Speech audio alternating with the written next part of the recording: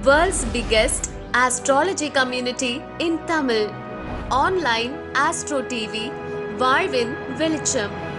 Online astro டிவியை கண்டு மகிழுங்கள்.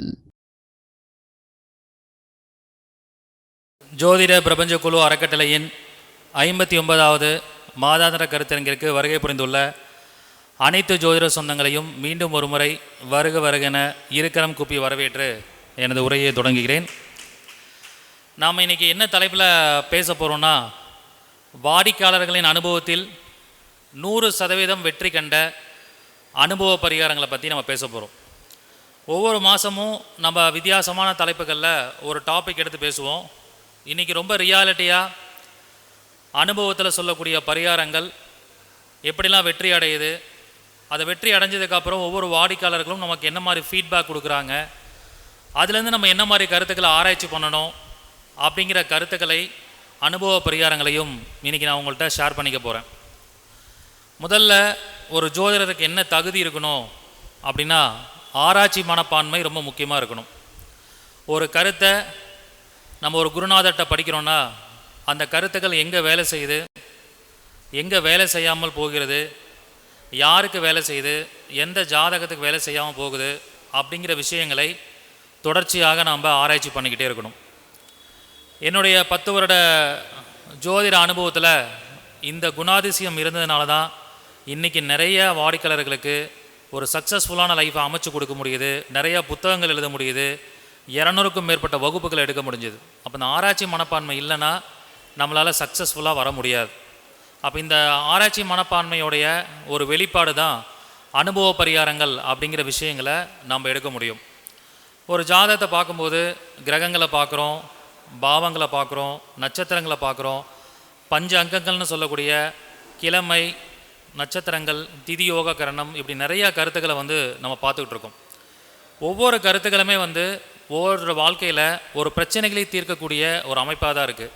அப்போ நம்ம எப்படி இருக்கணும் அப்படின்னா, ஒரு ஜாதகத்தை பார்த்த உடனே அந்த ஜாதகத்தில் இருக்கக்கூடிய பாசிட்டிவான விஷயங்களையும் நம்ம அனலைஸ் பண்ண தெரியணும். அவங்களுக்கு என்ன மாதிரியான ப்ளஸ் பாயிண்ட்ஸ் கிடைக்க போகுது அப்படிங்கிறதையும் சொல்ல தெரியணும். இன்னொரு பார்ட் அப்படின்னு பார்க்கும்போது நெகட்டிவ் சைடு, ஒரு ஜாதகத்தில் என்ன மாதிரி நெகட்டிவ் இருக்குது, எப்படிப்பட்ட எதிர்மறை அமைப்புகள் இருக்குது, அவங்க அதனால் என்ன மாதிரி நெகட்டிவான பலன்களை அனுபவிக்க போகிறாங்க அப்படிங்கிறத தெளிவாக நமக்கு சிந்தித்து அதை பலன்களை எடுக்க தெரியணும். ஒரு டாக்டர் உடம்பு சரியில்லைன்னு போகும்போது ஸ்கேன் எடுத்து பார்க்க சொல்கிறாங்க, ப்ளட் டெஸ்ட் எடுக்க சொல்கிறாங்க. அந்த ஸ்கேன் ரிப்போர்ட்டை பேஸ் பண்ணி அந்த நோயோடைய உண்மையான காரணத்தை டயக்னோஸ் பண்ணுவாங்க. அதே மாதிரி ஒரு ஜாதகத்தில் ஒரு பிரச்சனை இருக்குன்னா அது எதனால் அந்த பிரச்சனை வந்திருக்கு, எந்த கிரகம் அந்த பிரச்சனையை கொடுத்துருக்கு, எந்த தோஷம் அந்த ப்ராப்ளத்தை கொடுத்துருக்குங்கிறத மிக தெளிவாக நம்ம ஆராய்ச்சி பண்ணணும். இதை ஒருத்தர் கண்டுபிடிக்க கற்றுக்கிட்டிங்கனாலே எப்படிப்பட்ட பிரச்சனையாக இருந்தாலும் சரி, இடியாப்ப சிக்கல் மாதிரி பிரச்சனையோடு இருந்தாலும் சரி, ஒரு பிரச்சனை 2 பிரச்சனை இல்லை, 50க்கும் மேற்பட்ட பிரச்சனையோடு வர வாடிக்கையாளர்களோட பிரச்சனையும் நாம் எளிமையாக தீர்க்க முடியும். பிரச்சனைக்கான தீர்வை கண்டுபிடிப்பது தான் இங்கே இருக்கக்கூடிய ஒரு ஹைலைட்டிங்கான விஷயமே. நம்ம காமனாக நிறைய விஷயங்கள் பேசுவோம், ஆனால் ஒவ்வொரு பிரச்சனைக்கும் தெளிவான ஒரு காரணத்தை நம்ம முக்கியமாக கண்டுபிடிக்கணும். அந்த வகையில் ஒரு ஜாதகத்தை நம்ம கையில் எடுத்தோடனே ஹைலைட்டிங்காக என்னுடைய அனுபவ ரீதியாக நான் பார்த்த விஷயங்கள் எதெல்லாம் முக்கியமாக பார்க்கணும், அந்த பிரச்சனைக்கு தீர்வு கொடுக்கணும், அந்த பரிகாரத்தை பண்ணும்போது அவங்களுக்கு 100% ரிசல்ட் கிடைக்கிது அப்படின்னு பார்க்கும்போது, ஒரு ஜாதகத்தை லாக் பண்ணி வைக்கிற விஷயத்தில் காசி ஜாதகம் அப்படிங்கிறது ஒரு மிகப்பெரிய அமைப்பாக இருக்குது. ஒரு ஜாதகத்தில் எவ்வளவோ யோகங்கள் இருக்கும், அந்த யோகங்கள் இருந்தாலும் ஒருத்தர் காசி ஜாதகத்தில் பிறக்கும்போது அவங்களுடைய முன்ஜென்ம கர்மா, அவங்களோட பூர்வ புண்ணியம் அவங்களுக்கு முழுமையாக கிடைக்காம நிறையா பிரச்சனைகளோட வாழக்கூடிய அமைப்பாகவே இருப்பாங்க. ஒரு ஜாதகத்தை பார்த்தா 2 கிரகம் ஆட்சி, 1 கிரகம் உச்சம், பல கிரகங்கள் நல்ல நிலையில் நட்பு வீட்டில் உட்காந்துருக்கும். ஸோ இந்த மாதிரி பாசிட்டிவான விஷயங்களை எவ்வளவோ பார்த்தாலும் ஏன் அந்த ஜாதகம் செயல்படாமல் இருக்குன்னா, காசி ஜாதகம் இருக்கும்போது செயல்படாமல் இருக்குது. அப்போ அவங்களுக்கு என்ன பரிகாரம் சொல்கிறோம், காசிக்கு போய் 2 நாள் தங்கியிருந்து அங்கே மடிப்பீச்சை கேட்டு அந்த வரக்கூடிய பணத்தில் சாப்பிட்டு உங்களுடைய முன்ஜென்ம கர்மாவோட தாக்கத்தை குறைங்க, அப்போ பிரச்சனைகள் சால்வ் ஆகும்னு சொல்கிறோம். அப்போ அங்கே போயிட்டு வரும்போது என்ன நடக்குதுன்னா, அவங்க எதனால் ஜாதகம் இயங்காமல் இருந்ததோ, யோகங்கள் செயல்படாமல் இருந்ததோ அதெல்லாம் உடனடியாக செயல்பட ஆரம்பிக்கும். ஸோ இந்த மாதிரி நிறையா பலன்கள் காசிக்கு போயிட்டு வந்தவங்க நமக்கு கொடுக்குறாங்க, ஃபீட்பேக் கொடுக்குறாங்க. சரி, காசிக்கு ஒவ்வொரு பேட்ச்லேயும் ஒரு 20 பேர் 30 பேரை கூட்டிகிட்டு போகிறோம். 30 பேருக்கும் போயிட்டு வந்தோடனே உடனடியாக ரிசல்ட் கிடைச்சிருதா அப்படின்னு கேட்டால் ஒரு 20 பேருக்கு உடனடியாக ரிசல்ட் கிடைக்கிது, ஒரு 10 பேருக்கு ரிசல்ட் லேட்டாக கிடைக்கிது. ஏன் இந்த வித்தியாசம்? இதை தான் ஒரு ஜோதிடர் பரிகாரம் பண்ணி முடித்ததுக்கப்புறம் வாடிக்கையாளர்களுக்கு நடந்த நிகழ்வுகளை வைத்து யாருக்கு சீக்கிரமாக ரிசல்ட் கிடைச்சது, யாருக்கு லேட்டாக கிடைக்குதுங்கிறத ஆராய்ச்சி பண்ணணும். நாம் என்ன பண்ணுறோம், ஜாதகம் பார்க்குறதோட விட்டுறோம். அதேமாதிரி வாடிக்கையாளர் பண்ணுற தப்பு என்ன, நீங்கள் ஒரு ஜோதிடரை ஃபாலோ பண்ணுறீங்கன்னா கடைசி வரைக்கும் அவங்களே ஃபாலோ பண்ணுங்கள். அதுக்கு ஒரு பெஸ்ட் அஸ்ட்ராலஜரை சூஸ் பண்ணுங்கள். சூஸ் பண்ணி ஒரு பரிகாரம் பண்ணி முடிக்கிறீங்களா, உடனே அவங்களுக்கு அப்டேட் பண்ணுங்கள். நான் பரிகாரம் பண்ணதுக்கப்புறம் எனக்கு இந்த ரிசல்ட் கிடைச்சி, இந்த ரிசல்ட் கிடைக்கல அப்டேட் பண்ணணும். அப்டேட் பண்ணி அவங்களுடைய காண்டாக்ட்லேயே இருக்கணும். மறுபடியும் அவங்கள்ட்ட போய் ஜாதகம் பார்க்கணும். இந்த ஒரு பழக்கத்தை ஏற்படுத்தினீங்கன்னா தான் உங்களுக்கு தெளிவான ரிசல்ட் வந்து கிடைக்கும். ஸோ அந்த மாதிரி நிறைய வாடிக்கையாளர்கள் நம்ம கூட ஆயிரக்கணக்கான வாடிக்கையாளர்கள் பயணிக்கிறாங்க.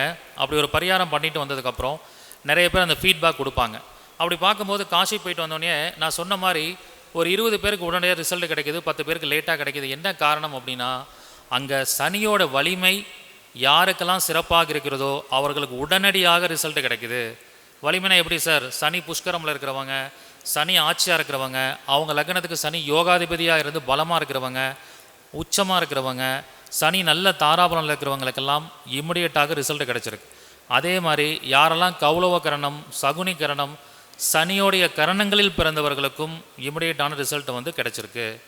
ரிசல்ட் கிடைக்காமல் இருக்கிறவங்களுக்கு சனியோட வலிமை குறைவாக இருந்திருக்கும், தசாபுக்தி சார்ந்த விஷயங்களில் பிரச்சனைகள் இருக்கும். அப்படி இருக்கும்போது உங்களுக்கு என்ன ஆகும்னா ரிசல்ட்டு கிடைக்காமல் இருக்காது, ஆனால் ரிசல்ட்டு கொஞ்சம் லேட்டாக கிடைக்கும். இதுதான் அதுக்குள்ளே உள்ள வித்தியாசம். இந்த மாதிரி ஒவ்வொருத்தரும் ஒவ்வொரு பரிகாரங்கள் பண்ணிட்டு வரும்போதும் நமக்கு நிறையா கருத்துக்களை வந்து நம்மள்ட்ட வந்து சொல்லுவாங்க. இதே மாதிரி பார்த்திங்கன்னா ரெண்டாவது விஷயம் என்ன, ஒரு ஜாதகத்தில் முக்கியமாக அனுபவத்தில் தெரிஞ்சுக்க வேண்டியது முடக்கு தோஷம். இந்த முடக்கு தோஷம் பார்க்காம அனுபவ ரீதியாக யாருமே ஜாதகம் பார்க்கக்கூடாது. நான் முடக்கே பார்க்குறதில்ல சார், முடக்கே ஃபாலோ பண்ணுறதில்லன்னு சொல்லுவாங்க. அப்படி பார்க்காத ஜோதிடர்களாக இருந்தாலும் சரி, முடக்கை பற்றி தெரியாத வாடிக்கையாளராக இருந்தாலும் சரி, அவங்க வாழ்க்கையில் ஒரு வெற்றி வருதுன்னா இயற்கையாகவே ஏதாவது ஒரு விதத்தில் முடக்கம் அவங்களுக்கு நிகழ்ந்திருக்கும், முடக்க நிவர்த்தி ஆயிருக்கும். அது வந்து அனுபவத்தில் நம்ம தெரிஞ்சுக்கணும். இப்போ நிறைய பேர் வந்து நம்மளோட ஜாதகம் பார்க்க வரும்போது ஃபஸ்ட்டு இந்த காசி ஜாதகம் இருக்கான்னு பார்த்துட்டு ரெண்டாவது இந்த முடக்கு தோஷம் இருக்கான்னு பார்ப்போம். இப்போ ஒருத்தருக்கு வந்து பார்த்திங்கன்னா 4ஆம் பாவம் முடக்கமாக இருக்கும், அவருக்கு முடக்க நிவர்த்திக்கு ஒரு கோயில் கொடுக்குறோம், வாழ்வியல் பரிகாரம் கொடுக்குறோம், தாந்திரிக பரிகாரம் கொடுக்குறோம். அப்படி கொடுக்கும்போது அவர் சொல்வார், 4ஆம் பாவம் முடக்காக இருக்குது, உங்களுக்கு சொத்து சார்ந்த பிரச்சனை இருக்கலாம், அல்லது நுரையீரல் சார்ந்த பிரச்சனை வரலாம், வீடு சம்மந்தப்பட்ட விஷயத்தில் கட்ட முடியாமல் இருக்கலாம் அப்படின்னு சொல்லுவோம். எனக்கு அந்த மாதிரி எந்த பிரச்சனையும் இல்லை சார்னு சொல்லுவாங்க. அப்போ நம்ம சொன்ன விஷயம் தவறாக இருக்குமா அப்படின்னு யோசிக்கலாம். பட் அங்கே தான் நம்ம உண்மையாக ஆராய்ச்சி பண்ணணும். 4ஆம் பாவத்தோட உயிர்காரகத்துவத்தை அவர் வாழ்க்கையில் இழந்திருக்கிறார். 4ஆம் பாவம் அம்மா அவருக்கு இல்லை, சின்ன வயசுலேயே அம்மா இறந்துட்டாங்க. அப்போ என்ன ஆயிடுச்சு, 4ஆம் பாவத்துடைய முடக்கம் அவருக்கு சின்ன வயசுலேயே நிவர்த்தி ஆயிடுச்சு. அதனால் அவருக்கு வீடு நிறைய கட்டியிருக்காரு, நிறையா கார் வாங்கியிருக்காரு, நிறைய விஷயங்கள் அவங்க பண்ணியிருக்காரு. இன்னொரு விஷயம் என்ன நடந்திருக்குன்னா, அவர் கிட்டத்தட்ட ஒரு 5 கார் வச்சுருக்காரு, 10 வீடு வாடகை விட்டுருக்காரு. இத்தனைக்கும் 4ஆம் பாவம் முடக்கு நிவர்த்திக்குன்னு கோயிலுக்கெல்லாம் போகலை.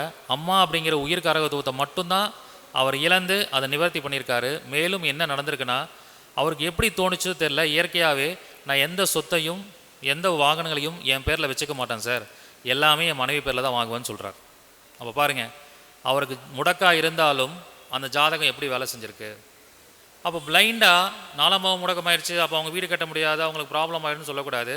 அவங்களுக்குள்ளே என்ன நடந்திருக்குங்கிற விஷயத்தை அவங்க உண்மையாக சொல்லும் போது தான் ஒரு ஜோதிடர் ஆராய்ச்சி பண்ண முடியும். அப்போ இவர் பேரில் சொத்து வாங்காத வரைக்கும், இவர் பேரில் கார் இருக்காத வரைக்கும் எவ்வளோ வேணாலும் வாங்கிட்டே போகலாம். அது இன்னொருத்தருடைய பொருளை இவர் பயன்படுத்துகிற மாதிரி தான் இருக்கும். ஒரு ரெண்டல் அக்ரிமெண்ட் மாதிரி, ஒரு வாடகை வீட்டில் தங்குற மாதிரி, ஒரு வாடகை கார் ஓட்டுற மாதிரி தான். இவர் பேரில் அந்த சொத்தோ வீடோ இல்லை அப்படிங்கிறது ஒரு நல்ல அமைப்பாக இருக்குது.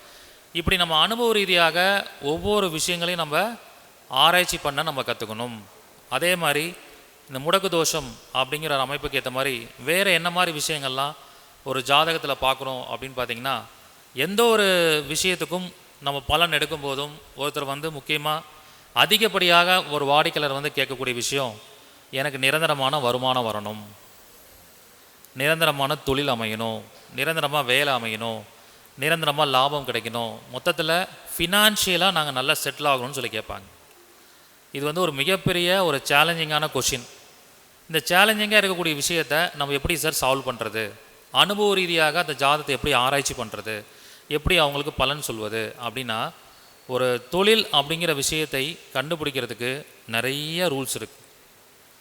தொழில் அப்படின்னா 10ஆம் பாவத்தை பார்க்கணும், உத்தியோகம் அப்படின்னா 6ஆம் பாவத்தை பார்க்கணும், நட்சத்திர காரகத்துவங்களை பார்க்கணும், அவங்க கரணத்தை பார்க்கணும், மாந்தியை பார்க்கணும், அதிக பாகை கிரகத்தை பார்க்கணும், புஷ்கரண மாம்சத்தில் என்ன கிரகம் இருக்குன்னு பார்க்கணும். இப்படி நிறைய விஷயங்களை பார்க்கணும். அது சம்மந்தமாக நம்ம கேரியர் அஸ்ட்ராலஜிங்கிற ஒரு புத்தகத்தையே வெளியிட்டிருக்கோம்.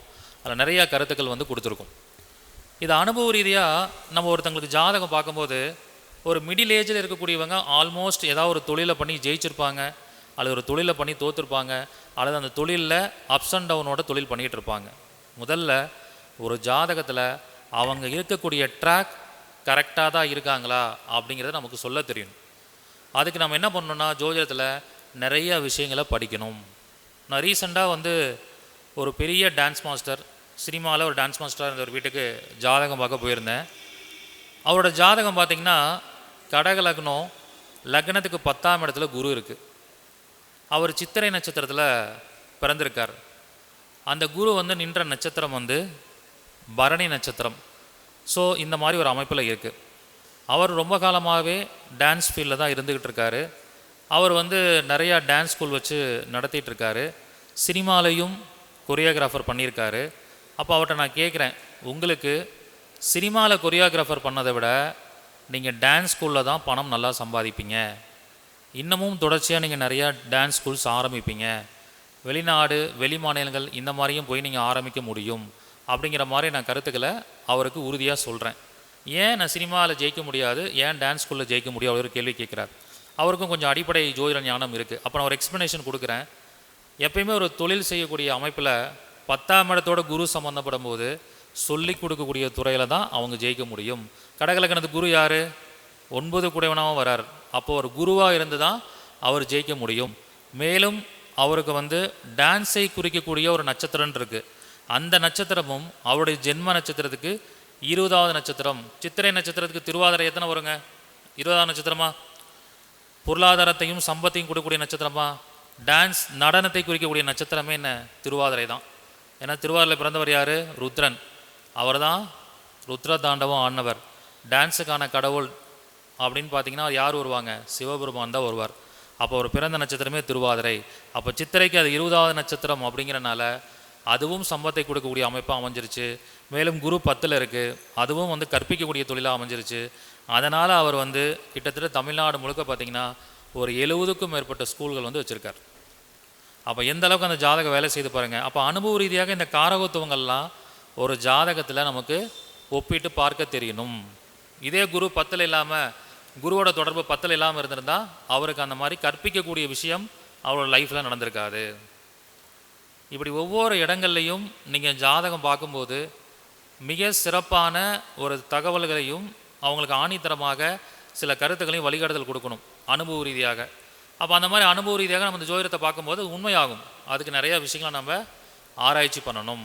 எல்லாருமே எல்லா தொழிலை பார்த்துக்கிட்டு இருப்பாங்க. ஆனால் தொழில்துறையில் ஒருத்தங்களை பொருளாதார ரீதியாக நீங்கள் முன்னேற்றம் அடைய வைக்கணுன்னா அவர்களுக்கான சரியான ஒரு வழிகாட்டுதலை நம்ம கொடுத்தாகணும். இப்போ இன்னொரு ஜாதகம் கூட ஒரு போன மாதத்தில் நான் பார்த்துருந்தேன். விருச்சக லக்னத்தில் பிறந்திருக்காங்க. அவங்க வந்து 2 கூடைய குரு 6ஆம் இடத்துல போய் உக்காந்துருக்கு. செவ்வாய் கூட சேர்ந்து அவங்களுக்கு உக்காந்துருக்கு.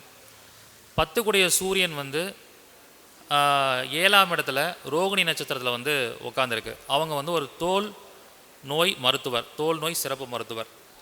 ஸோ எப்படி சார் இவங்க வந்து ஸ்கின் சம்மந்தமான ஒரு துறையில் வந்தாங்கன்னு பார்த்தீங்கன்னா, விருச்சிக லக்னத்துக்கு 10ஆம் அதிபதி சூரியன் ரோகிணியில் நிற்குது. ரோகிணினா வந்து புதன் கர்மப்பதிவு. புதன் அப்படின்னாலே ஸ்கின்னு அர்த்தம். அதனால் வந்து அவங்களுக்கு புதன் வந்து விருச்சிக லக்னத்துக்கு 8-11 கூடியவன். 8ஆம் இடங்கிறது மருத்துவம். அப்போ அதனால் வந்து அவங்க எப்படி இருக்காங்க? அந்த தோல் சம்பந்தமான பிரச்சனைகளுக்கு ட்ரீட்மெண்ட் பார்க்கக்கூடிய ஒரு டாக்டராக இருக்காங்க. அவங்க என்ன கேட்குறாங்கன்னா, நான் டாக்டராக இருக்கேன் சார், நல்லா சம்பாதிக்கிறேன், பட் எனக்கு இன்னும் பொருளாதார முன்னேற்றம் வரணும், நான் சம்பாதிக்கிறது எனக்கு பத்தலை, அந்த மாதிரி ஒரு விஷயங்களை நம்மள்கிட்ட கோரிக்கையாக வைக்கிறாங்க. அப்போ அவங்க ஜாதத்தை எப்படி ஆக்டிவேட் பண்ண சொல்கிறது அப்படின்னு பார்த்தீங்கன்னா, அவங்களுக்கு 2-5 கூடிய குரு மேஷத்தில் 6ஆம் இடத்துல மறைஞ்சு பரணி 3ஆம் பாதத்தில் புஷ்கரம் வாங்கி உக்காந்துருக்கு. அப்போ உங்கள் ஜாதத்தில் குரு பலமாக இருந்து 10ஆம் இடத்தை பார்க்குது. அப்போ நீங்கள் என்ன பண்ணணுன்னா, குழந்தைகளை மையப்படுத்தி தோல் சிகிச்சை அளிக்கிற மாதிரி பீடியாட்ரிஷியன் டெர்மடாலஜிஸ்டில் எக்ஸ்பர்டைஸ் ஆகுங்க, அதில் கவனம் செலுத்துங்க அப்படின்னு ஒரு வழிகாட்டுதல் அவங்களுக்கு கொடுக்குறோம். அவங்க அதை கான்சன்ட்ரேட் பண்ண ஆரம்பித்து ஜஸ்ட் ஒரு 1 மந்த்து கூட ஆகலை, நிறைய குழந்தைகள் வந்து அவங்களுக்கு ட்ரீட்மெண்ட் பார்க்க வர ஆரம்பிச்சிட்டாங்க. இது ஏன் சொல்ல வரேன்னா, எல்லாரும் அவங்களோட விதிப்படி அவங்க ஜாதகம் இயங்கிக்கிட்டு தான் இருக்கும். ஆனால் யோகமான விஷயத்தை எடுத்து சொல்கிறதுல தான் ஜோதிடருடைய ஒரு முக்கியமான விஷயம் இருக்குது. அவங்க சாதாரண டெர்மினாலஜியாக இருந்தவங்களை பீடியாட்ரிக் டெர்மினாலஜியை மாற்றினது நம்மளோட கையில் இருக்குது. அவங்களுக்கே தெரிஞ்ச விஷயந்தான், அதை அவங்க பண்ணாமல் இருந்தாங்க. ஆனால் ஒரு ஜோதிடர் அதை போய் பண்ண வைக்கிறோம். அதை பண்ணதுக்கப்புறம் அவங்களுக்கு வந்துட்டுருக்கிற வருமானத்தில் இப்போ 2 மடங்கு வருமானம் உயர்ந்திருக்கு. இதுதான் ஒரு ஜோதிடருடைய வெற்றி. வாடிக்கையாளரை வெற்றியடைய வைக்கிறது தான் நம்மளுடைய வெற்றி. அதுக்கு நிறைய ஆராய்ச்சி பண்ணணும். பீடியாட்ரிஷியன் அப்படின்னா என்ன கிரகம், குருன்னு நமக்கு தெரிஞ்சிருக்கணும். அப்போ தான் அவங்களுக்கு சொல்ல முடியும். நம்ம ஏதோ ஜோதிடத்தை படித்தோம் அப்படியே நார்மலாக ட்ராவல் பண்ணிகிட்ருக்கோன்னா நம்மளால் சக்ஸஸ் ஆக முடியாது. அவங்களுக்கான கருத்துக்களை மிக தெளிவாக நம்ம சொல்ல வேண்டும். இதுக்கு நிறையா ஆராய்ச்சி பண்ணணும், நிறையா கருத்துக்களை வந்து படிக்கணும். காரகத்துவங்களை தொடர்ச்சியாக படிச்சுக்கிட்டே இருக்கும்போது அவங்களுக்கு மிக சிறப்பான ஒரு வழிகாட்டுதலை கொடுத்து அவங்களை கண்டிப்பாக ஜெயிக்க வைக்க முடியும். இப்படி தொழில் ரீதியாக கேள்வி கேட்டு வரவங்களுக்கு நுணுக்கமாக எந்த விஷயத்தை பண்ணால் ஜெயிக்க முடியுங்கிறத மிக தெளிவாக நம்ம சொல்லலாம். இப்படி நான் ஒரு 2 சாம்பிள் தான் சொன்னேன். இப்படி எத்தனையோ வாடிக்கையாளர்கள், ஆயிரக்கணக்கான வாடிக்கையாளர்களை ஜாதகம் பார்க்கும்போது நமக்கு ஒரு அனுபவம் கிடைக்கும். அதிலிருந்து கற்றுக்கிட்ட கருத்துக்களையும் பரிகாரங்களையும் நம்ம அனுபவமாக சொல்லும்போது அவங்களுக்கு ரிசல்ட் வந்து மிக சிறப்பாக இருக்கும். அதே மாதிரி இன்னொரு ஸ்டூடெண்ட் ஒருத்தவங்க சொன்னாங்க, நாங்கள் தனுஷ் லக்னம் சார், 4ஆம் இடமே எனக்கு முடக்காக இருக்குது, குரு வந்து எனக்கு புஷ்கரம் வாங்கியிருக்கு.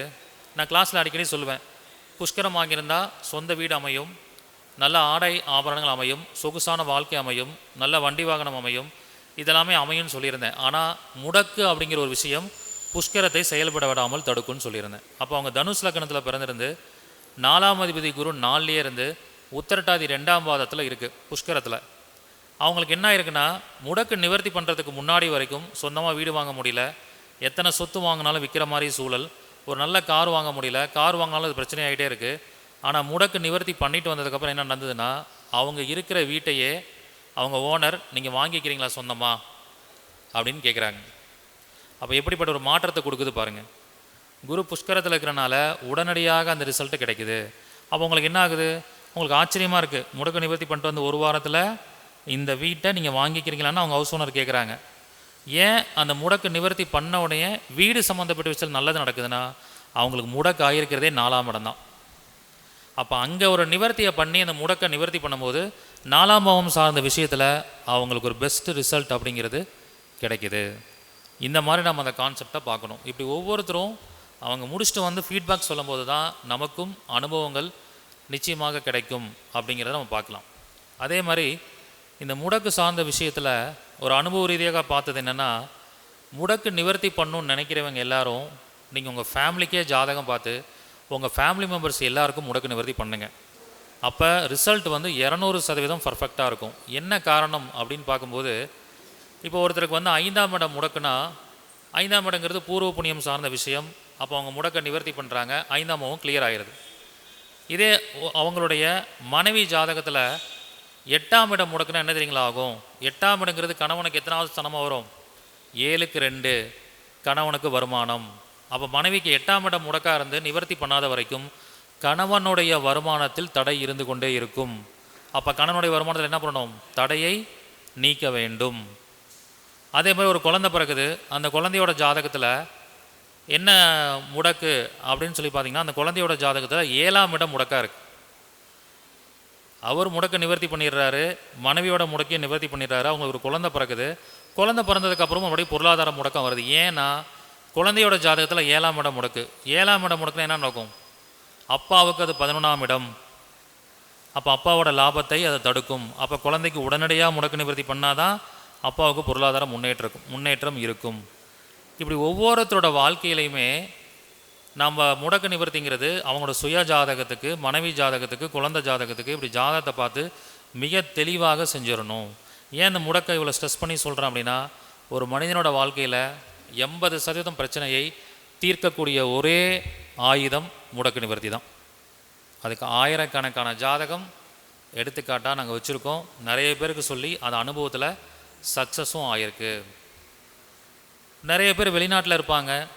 முடக்கு நிவர்த்தி பண்ண முடியாத சூழல் இருக்கும்.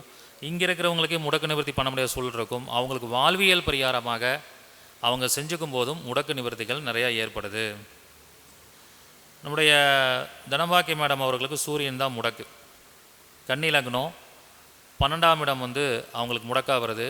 முடக்கு கிரகமே சூரியன் தான் வரார்.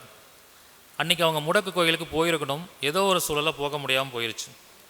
அப்போ அவங்க பயணத்துக்காக கிளம்பும்போது அவங்க ஹெல்மெட்டை தவறி விட்டுறாங்க, ஹெல்மெட் உடஞ்சி போயிடுது. அப்போ எனக்கு கால் பண்ணி சொன்னாங்க, ஹெல்மெட் உடஞ்சிருச்சு குருஜி, என்ன பண்ணுறது? ரொம்ப சந்தோஷமான விஷயந்தான், புதுசாக ஒன்று வாங்கிக்கலாம். முடக்கு நிவர்த்தி கோயிலுக்கு போகாமல் முடக்கு நிவர்த்தி ஆயிடுச்சு. இவ்வளோதான் கான்செப்ட். ஏன்னா முடக்கு கிரகம் சூரியன் தான் தலைக்கு போகிற ஹெல்மெட். அப்போ கோயிலுக்கு போகிறதுக்கு பதிலாக பிரபஞ்சமே என்ன பண்ணுதுன்னா ஹெல்மெட்டை உடைய வச்சு முடக்கு நிவர்த்தி பண்ண வச்சிருச்சு. இது அனுபவத்தில் வெற்றி கண்ட பரிகாரம். அப்போ இந்த மாதிரி நம்ம நிறையா விஷயங்கள் என்ன பண்ணிக்கணும்னா, ஒவ்வொரு பாயிண்ட்டையும் ஒவ்வொருத்தரும் சொல்லக்கூடிய கருத்துக்கள் இருந்து ஒரு ஜோதிடர் அப்படிங்கிறவங்க நாம் அந்த பாயிண்ட்டை கிரகமாக பார்க்க தெரியணும், அனுபவ ரீதியாக அதை ஒப்பிட்டு பார்க்க தெரியணும். நம்ம அப்படியே மொத்தமாக தியரட்டிக்கலாக படிச்சுட்டு போனீங்கன்னா ஒன்றுமே புரியாது. நடைமுறை வாழ்க்கையோட ஒப்பிட்டு பார்க்கும்போது தான் எல்லாமே சிறப்பாக தெரியும். அந்த மாதிரி நம்ம அதை எடுக்க தெரியணும், பார்க்கவும் தெரியணும். இப்படி நிறைய விஷயங்களை நம்ம எடுக்கலாம். கோச்சார ரீதியாக இருக்கக்கூடிய கருத்துக்கள், தசாபக்தி ரீதியாக நடக்கக்கூடிய பலன்கள் எல்லாத்தையுமே நம்ம அனுபவ ரீதியாக நாம் எடுக்க முடியும். இப்போ ஒருத்தர் சனி திசையில் இருக்கார், அவருக்கு அடுத்தது புதன் திசை ஆரம்பிக்க போகுது.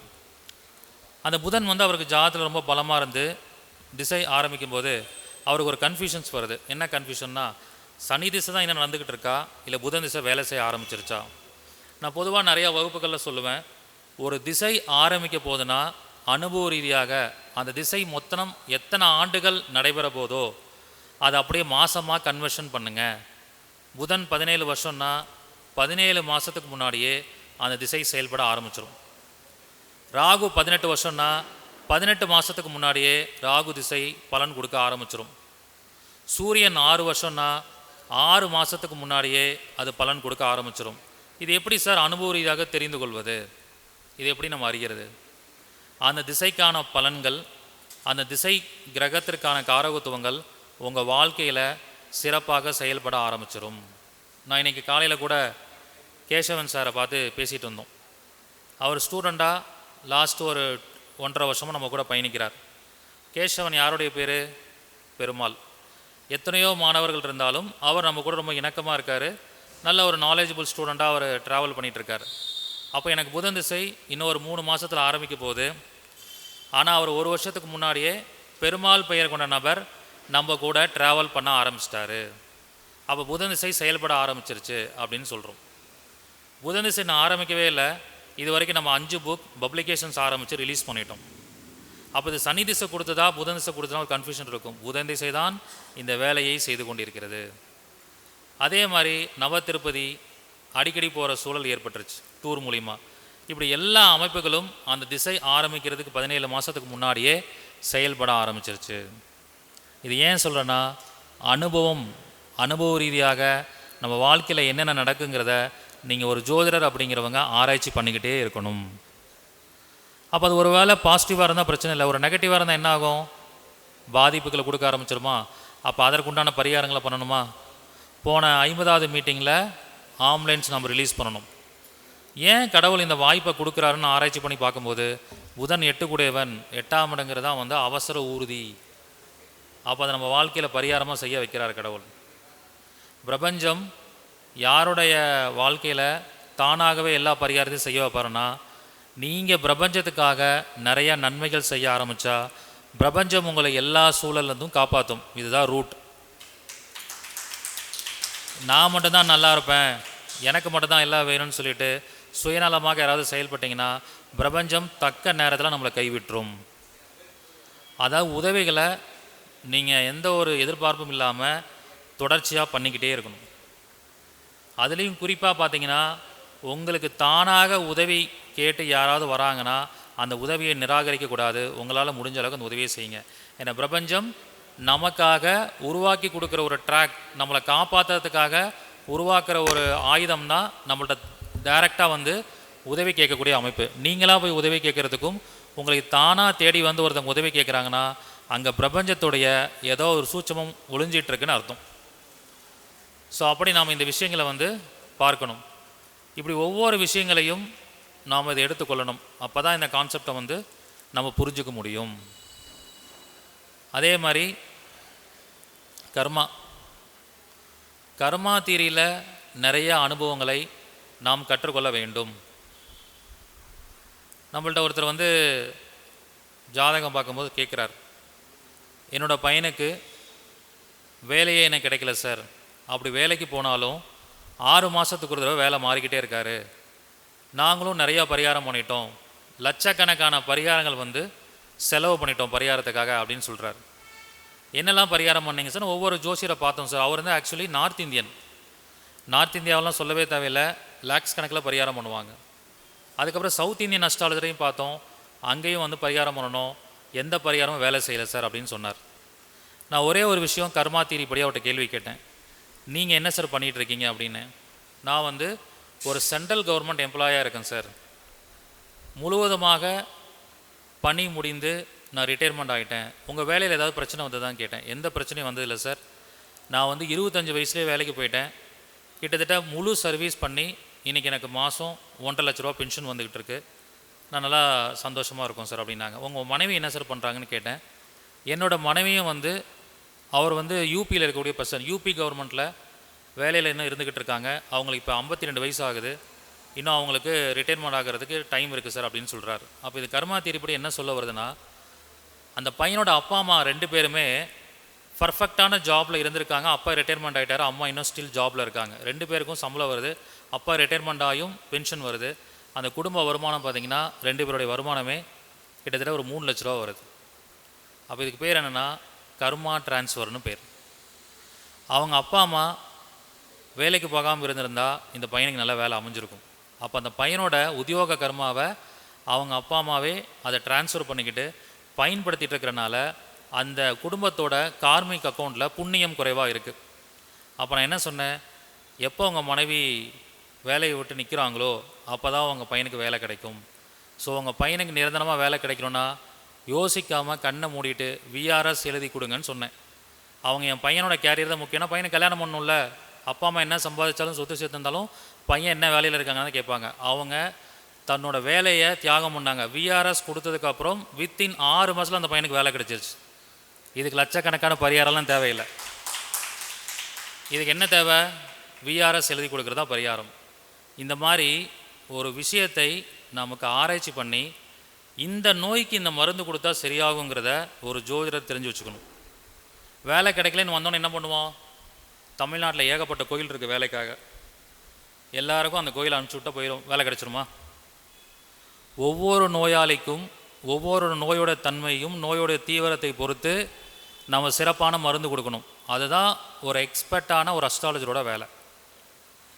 அப்போ நானும் அவங்க ஜாதகத்தையும் முடக்கு இருந்தது, அந்த பையன் ஜாதகத்தையும் முடக்கு இருந்தது, எல்லாம் நான் சொல்லிட்டேன், நீங்கள் முடக்கு நிவர்த்தி பண்ணுங்கள், காசி பரிகாரம், காசி ஜாதகம் இந்த காசி பரிகாரம் பண்ணுங்கள், அது கொடுமுடி பரிகாரம் பண்ணுற மாதிரி அந்த பையனோட ஜாதகத்தில் அஸ்வினியில் 2 கிரகம் இருந்தது, கொடுமுடிக்கு வாங்க, எல்லா பரிகாரமும் பண்ணி முடிங்க.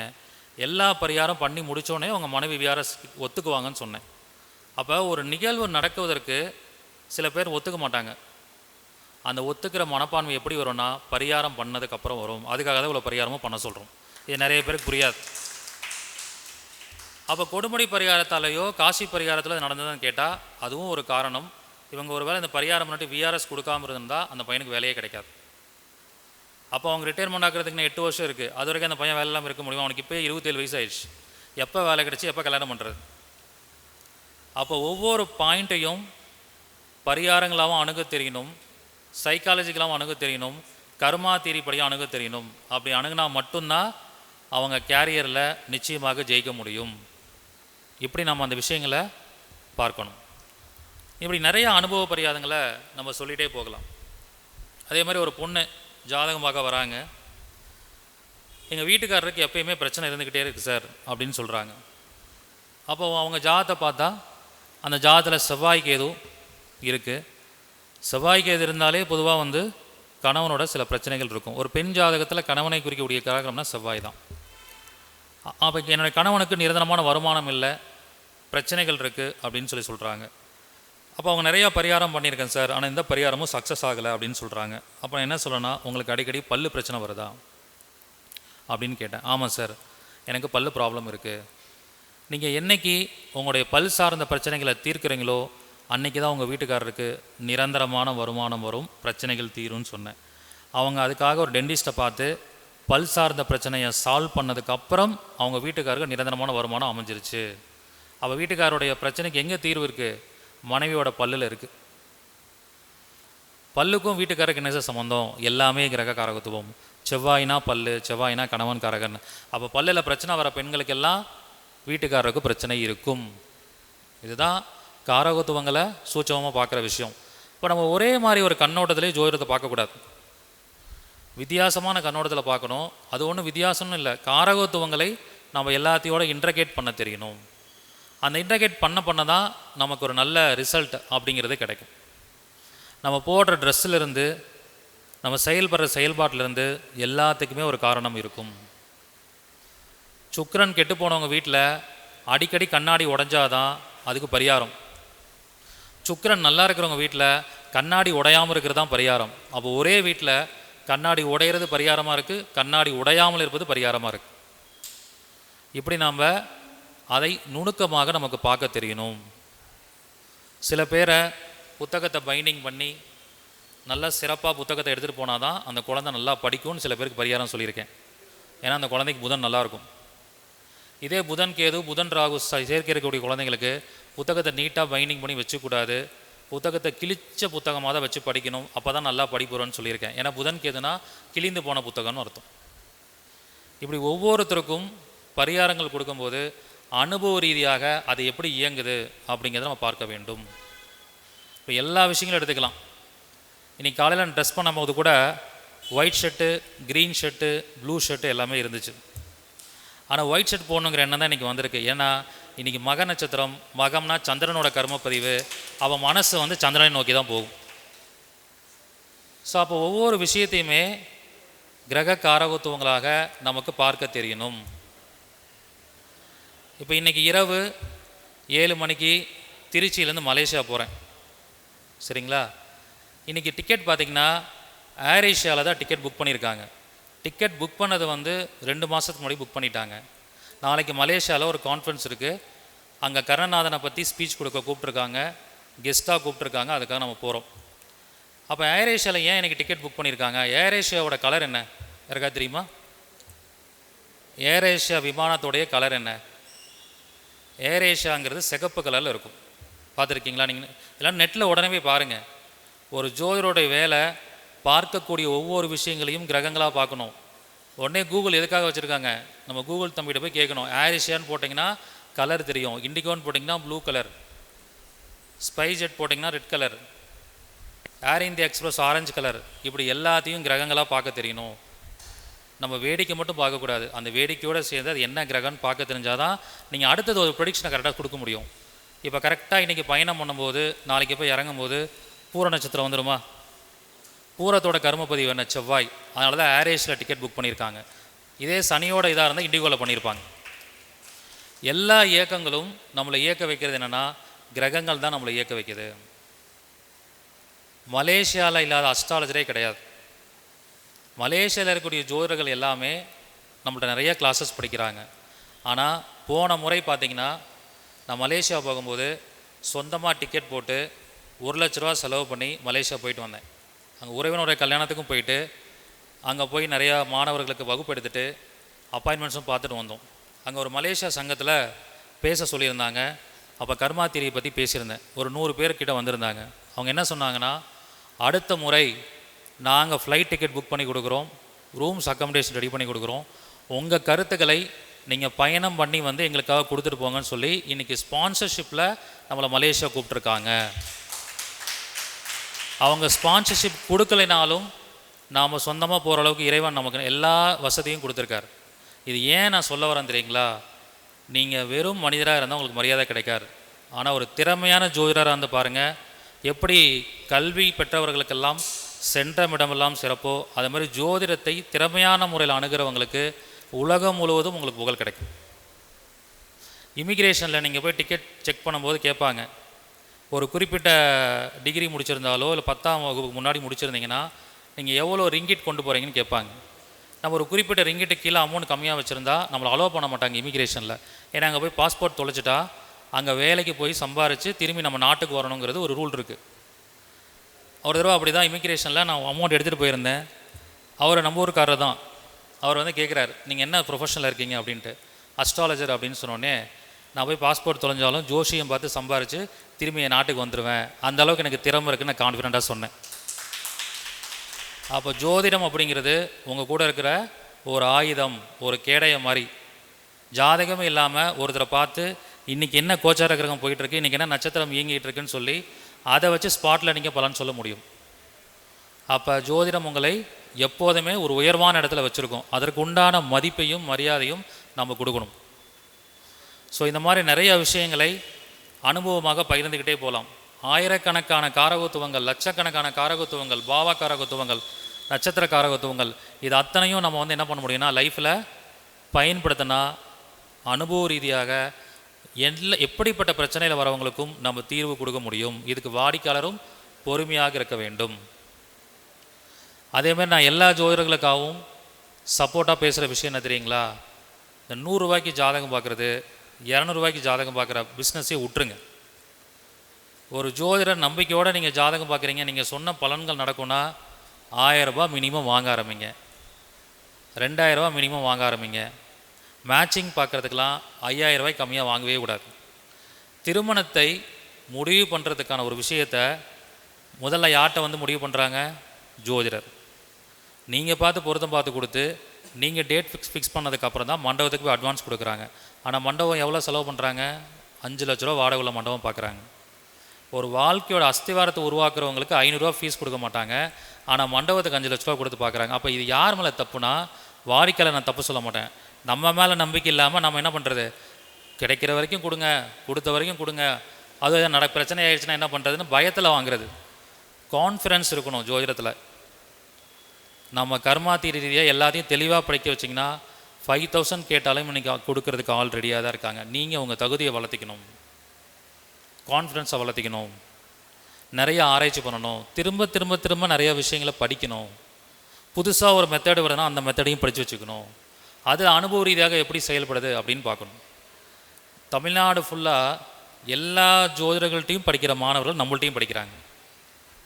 அப்போ அந்த ஜோதிடர் ஒழுங்காக சொல்லிக் கொடுக்கறனால நம்மள்ட்ட வராங்களா? அப்படி கிடையாது. புதுசாக கற்றுக்கணுங்கிற எண்ணத்தில் வருவாங்க. அதுதான் எல்லாம் என்னுடைய மாணவர்கள்ட்டையும் சொல்லுவேன், நீ எங்கள்கிட்ட படிச்சுக்கோங்க. படிக்கிற எல்லாருமே நீங்கள் போய் எல்லா ஜோதிடத்தையும் படிங்க, ஆனால் நம்மள்ட்ட படித்த விஷயத்தை விட்டுறக்கூடாது. கிரக வலிமையை தெளிவாக தெரிஞ்சுக்கிட்டு நான் சொல்லிக் கொடுக்குற கர்மாத்தீரிய மைண்ட்ஸில் வச்சுக்கிட்டு நீங்கள் எந்த ஒரு ஜோதிடத்தை படிச்சிங்கனாலும் இந்த சப்ஜெக்டோடு பொருத்தி பாருங்கள். நம்மளை மாதிரி சிஸ்டமேட்டிக்காக ஜோதிடம் பார்க்குறவங்க தமிழ்நாட்டில் யாருமே இருக்க மாட்டாங்க. அதை நான் அடித்து சொல்லுவேன். எந்த ஜோதிடர் சொல்கிற பலனையும் நம்ம மெத்தடோடு பொருத்தி பார்க்க முடியும். அப்படி இல்லைன்னா நம்மளுடைய மாணவர்களாக இருக்கிறவங்க எல்லாரும் இன்றைக்கி மேடையில் வந்து பிச்சு உதறாங்க. கேசவன் சார் நம்ம ஸ்டூடெண்ட் தான், முருகானந்தையா நம்ம ஸ்டூடெண்ட் தான், எல்லோரும் ஒரு வகையில் நாங்கள் ஒருத்தருக்கு ஒருத்தர் நிறைய கருத்துக்களை பகிர்ந்து கொண்டிருக்கோம், நம்மள்ட்ட படிச்சிருக்காங்க. ஸோ இதெல்லாம் வந்து எதுக்காக சொல்கிறேன்னா, அனுபவத்தை ஜோதிடமாக பார்க்க வேண்டும். ஜோதிடத்தில் அனுபவ கருத்துக்களை கண்டிப்பாக எடுக்க வேண்டும். 100% இல்லை, 200% வெற்றி கொடுக்கக்கூடிய பரிகாரங்களை நம்மளால் கொடுக்க முடியும். அதுக்கு யாரெல்லாம், நானும் என்னுடைய அனுபவத்தில் பார்த்துட்டேன், ஜோதிடருக்கு யார் காசு கொடுக்கறதுக்கு பயப்படுறீங்களோ, காசு கொடுக்கறதுக்கு கஞ்சத்தனம் பார்க்குறீங்களோ, காசு கொடுத்து இவங்களோட ஜோசியம் பார்க்கணுமா அப்படிங்கிற எண்ணத்தோட அணுகிறவங்களுக்கு நல்லதே நடக்கிறதில்ல. ஜோதிடர் திறமையாக இருக்கிறோ இல்லையோ, என் பணம் நான் ஏமாந்தாலும் பரவாயில்ல, குரு மரியாதையோட அவங்களுக்கு உண்டான தட்சணையை கொடுத்து நான் பார்க்குறேன்னு குரு மேலே நம்பிக்கை வச்சு யாரெல்லாம் ஃபீஸ் கொடுத்து பார்க்குறாங்களோ அவங்களுக்கு இமிடியேட்டாக பிரச்சனை சால்வ் ஆகுது. என்னுடைய அனுபவத்தில் நிறைய பேர் நான் எடுக்கலாம். 1000 கோடி டர்ன் ஓவர் பண்ணுறவங்க, 500 கோடி டர்ன் ஓவர் பண்ணுறவங்க மரியாதையாக அந்த ஜோதிடரை வீட்டுக்கு கூட்டிகிட்டு போய் மரியாதை பண்ணி நமக்கு ஃபீஸ் கொடுத்து நமக்கு எல்லா விதமான விஷயங்களையும் பண்ணி அனுப்புகிறாங்க. அவங்களுக்கெல்லாம் இமிடியேட்டாக அந்த பிரச்சனைகள் சால்வ் ஆகுது. மணிக்கணக்கில் ஃபோன் பேசிவிட்டு ஃபீஸுன்னு கேட்டோடனே ஃபீஸா 2 மாதம் கழித்து போடுறேன். என்ன நீங்கள் இவ்வளோ ஃபீஸ் கேட்குறீங்க, 1000 ரூபா கேட்குறீங்க அப்படின்னு சொல்கிறாங்க. நான் என்ன சொல்ல வரேன், சின்னதாக உடம்பு சரியில்லைன்னு டாக்டர்கிட்ட போங்க, வெளியில் வரும்போது 5000 ரூபா செலவு பண்ணுவீங்க. ஒரு ஆப்ரேஷன் பண்ணோன்னா 1 லட்சம் 2 லட்சம் செலவாகும். ஆனால் நம்ம கேட்குற 1000 ரூபாய்க்கு மூக்கால், காதால், கண்ணால் எல்லாத்தையும் அழுவுவாங்க. அப்போ நான் ஒரே வார்த்தை சொல்லிவிடுவேன், உங்களுக்கு என்னிடம் பார்ப்பதற்கு பிராப்தம் இல்லை, உங்களுக்கான பிராப்தம் யார்கிட்ட இருக்கோ அவங்கள்ட்ட போய் பார்த்துக்கோங்க அப்படின்னு சொல்லணும். எப்பயுமே நல்லா புரிஞ்சுக்கோங்க, ஒரு ஜோதிடராக இருக்கிறவங்க கெத்தாக இருக்கணும்.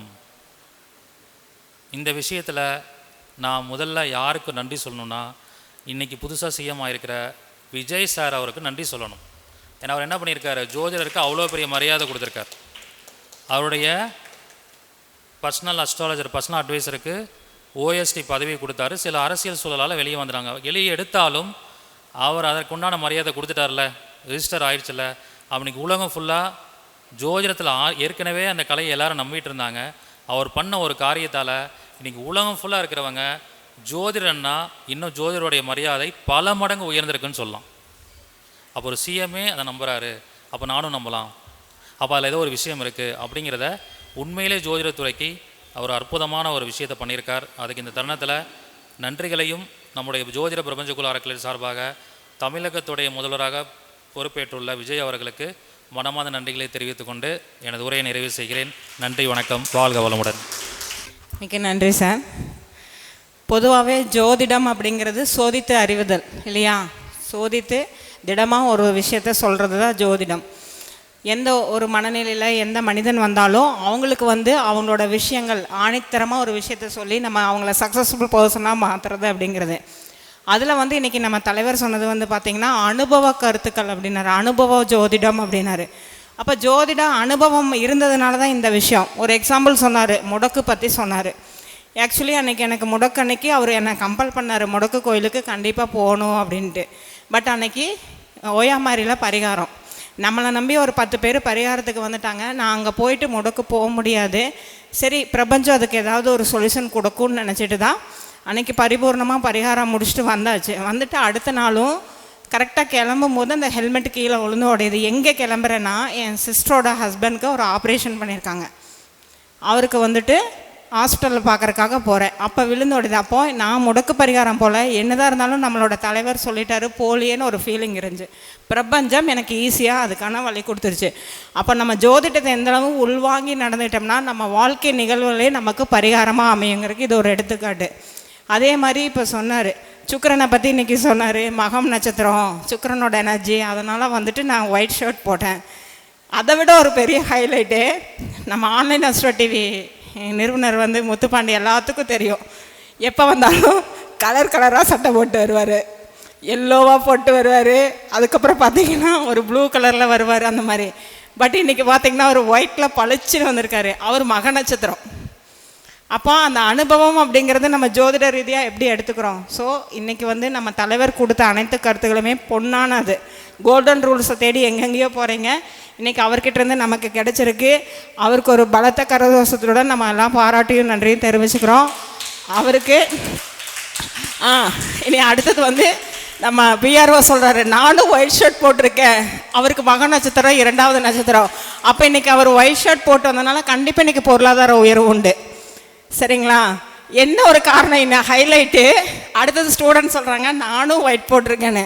இதில் இன்னொன்று நானும் சொல்லிடுறேன், நான் சுக்கிரனை பற்றி பேச போகிறேன், அதனால் இன்றைக்கி எல்லோரும் ஒயிட்டில் வந்திருக்காங்கன்னு நினைக்கிறேன்.